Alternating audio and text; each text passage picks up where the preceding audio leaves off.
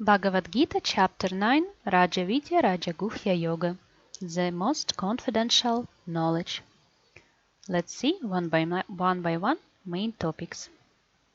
Mood to hear about Krishna properly, Krishna's inconceivable relationship with material world, different types of worshipping, Krishna describes himself, demigod worshippers and devotees, the glories of direct worshipping Krishna.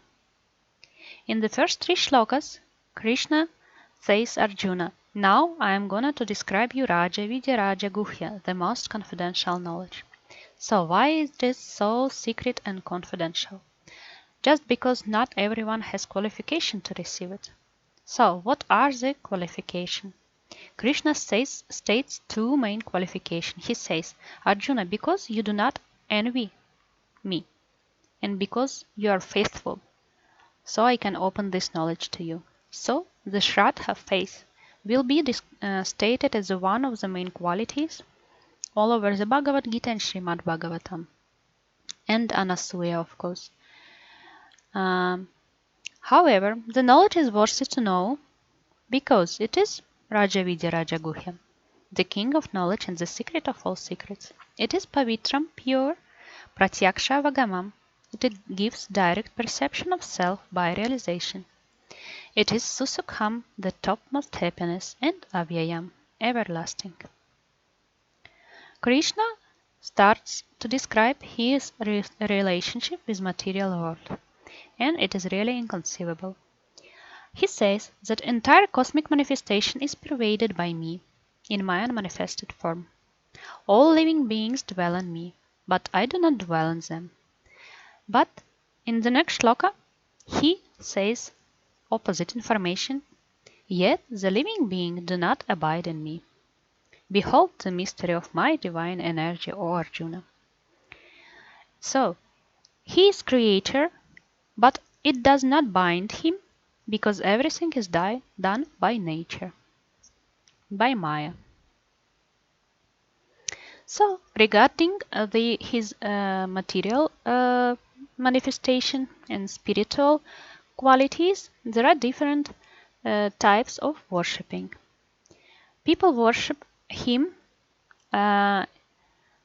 in three types: Mahatma type of worshipping, mudha type of worshipping, and those who worship him by jnana. So, let's see one by one. He says in 9.11, when I descend in my personal form, deluded people, mudhas, are unable to recognize me. They do not know the divinity of my personality as the supreme lord of all beings. End result of such worshipping. Bewildered by the material energy, such persons embrace demoniac and atheistic view. In that deluded state, their hopes for welfare are in vain. Another type of worshipping, Mahatma type. And he says definitely the great souls who take shelter of my divine energy know me as the origin of all creation. So, the result of such worshipping in the shloka Satatam Kirtayantamam, always singing my divine energy glories, striving with great determination, and humbly bowing down before me, they constantly worship me in loving devotional. So, therefore, they definitely come back to my abode. And another type of worshipping, who worship me by jnana-yajnena, so by cultivation of knowledge, three types. Ekatvina, monists, or who worship, who see me as undifferentiated oneness with themselves. Those who worship me in Pritaktmena, demigods worshippers, and another type, Bahudha, who worship me as Vishvarupa or universal form. So it is called as not direct worship, but by jnana path. So Krishna in the following shlokas 16 to 19 describes himself very sweetly And immediately he says, even so that people worship me in whatever way they like, he says, I am itself the sacrifice. I am the butter, the fire, and the offering. I am the father and the mother of the universe. I am syllable Om, and I am Rig Sama Yajur Veda. I am the goal, the sustainer, the witness, the abode. I give heat and rain. I am immortality and death personified. So here and there in Bhagavad Gita, in few shlokas, Krishna will describe himself very sweetly. Also in chapter 7 and in chapter 10, 9, we will see more. So about demigod worshippers and devotee. About demigod worshipping, we spoke a lot already in chapter 3 and chapter 7. I will leave a link under this video. You can go there and see. But briefly, let's say once again, the demigod worshippers are those who strive for material well-being.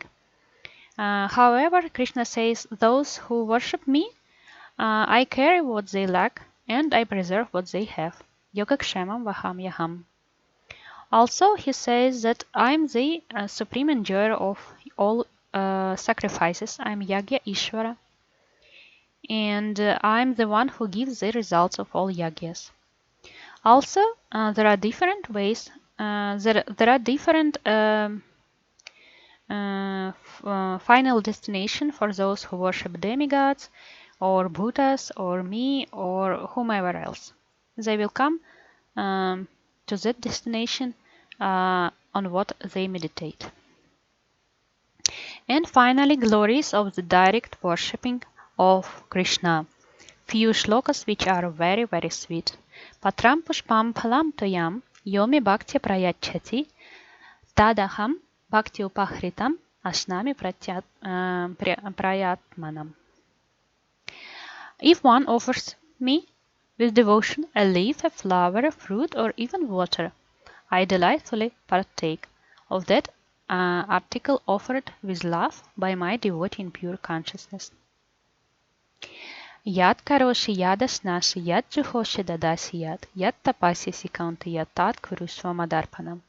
So whatever you do, whatever you eat, whatever you offer as oblation to the sacred life, fire, whatever you bestow as a gift, and whatever austerities you perform, O son of Kunti, do them as an offering to me. So, once again, I am equally disposed to all living beings, but devotees who worship me with love reside in me and I reside in them. And also he says, Apichet Sudurachara, even so, the devotee commits the most abominable action, he is never lost. And he says, he tells Arjuna, declare to everyone that my devotee is never lost. Name bhaktya pranashyanti. And here also one of the important shlokas which will be repeated in 1865. Manmana bhava mad bhakta madhyaji mam namaskaru mam evaishyasi yuktva atmanam mat parayanaha. Always sing of me, be devoted to me, worship me, and offer obeisances to me. Having dedicated your mind and body to me, you will certainly come to me. So here he gives the ways how to come back to him, to Goloka Vrindavana. Please notice this shloka. Also this type of worshipping, Yat Karoshi, whatever you do, whatever you can offer him. These three shlokas are direct instruction for Krishna, what we shall to do in order to come back to his spiritual planet.